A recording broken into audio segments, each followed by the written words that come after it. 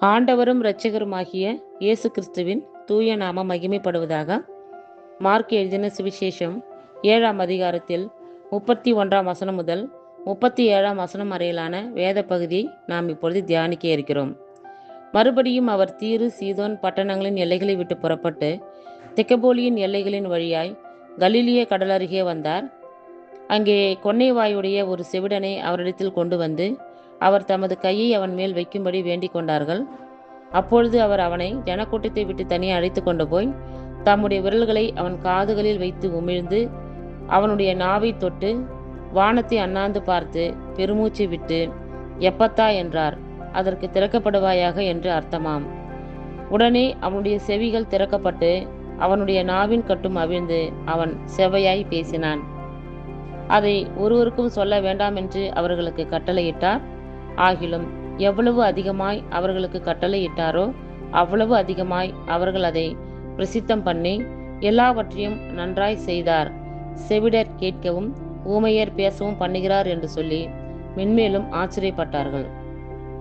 இந்த வேத பகுதியில் நம் ஆண்டவராகிய இயேசு கிறிஸ்து தீரு சீதோன் தெக்கப்போலி போன்ற பட்டணங்களில் உபதேசம் பண்ணிட்டு கலிலிய கடலோரமாக நடந்து வந்துட்டு இருக்கிறாரு. அப்போ ஒரு செவிடு மற்றும் திக்கி பேசுகிறவர் ஒருத்தர் அவரிடத்துல கூட்டிகிட்டு வராங்க.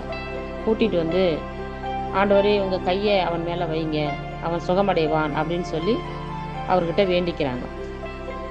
அப்போது இயேசு என்ன பண்ணுறாருன்னா அவனை தனியாக கூட்டிகிட்டு போய் தன்னுடைய விரல்களால் அவனுடைய காதுகளை தொட்டு உமிழ்ந்து அவன் நாவையும் தொட்டு வானத்தை அண்ணாந்து பார்த்து பரமபிதாவை நோக்கி ஜெபம் பண்ணி எப்பத்தா அப்படின்னு சொல்றாரு. எப்பத்தா அப்படின்னா திறக்கப்படுவாயாக அப்படின்னு அர்த்தமா.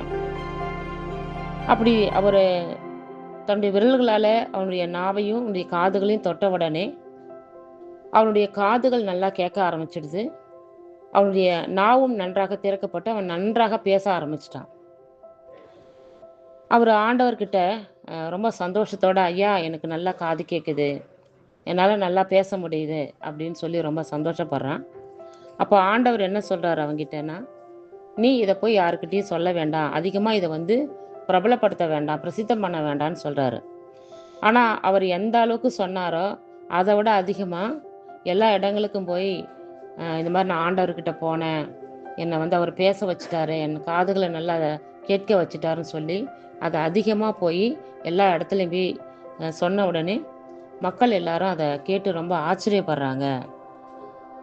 செவிடர் கேட்கிறாங்க, ஊமையர் பேசுகிறாங்க அப்படின்னு சொல்லி எல்லாரும் ஏசப்பாவை குறித்து ஆச்சரியப்படுறாங்க.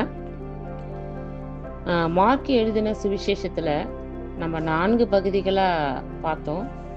முதல் பகுதிகளில் எதை பார்த்தோம் அப்படின்னு சொன்னாக்கா, மனிதர்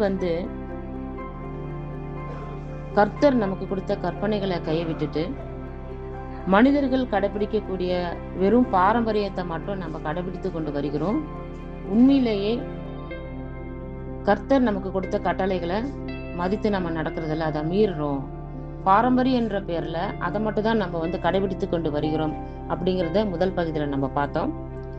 2வது பகுதியில் ஒரு மனிதனுடைய உள்ளத்திலிருந்து வரக்கூடிய அந்த சிந்தனைகள் பொல்லாதவைகளாக இருக்கிறது. அவன் வாயினால் சாப்பிடக்கூடிய எந்த சாப்பாட்டாலையும் அவன் தீட்டுப்படுறதில்லை, ஆனால் அவனுடைய உள்ளத்திலிருந்து வரக்கூடிய பொல்லாத சிந்தனைகளால தான் அவன் தீட்டுப்படுகிறான் அப்படிங்கிறத 2வது பகுதியில் பார்த்தோம்.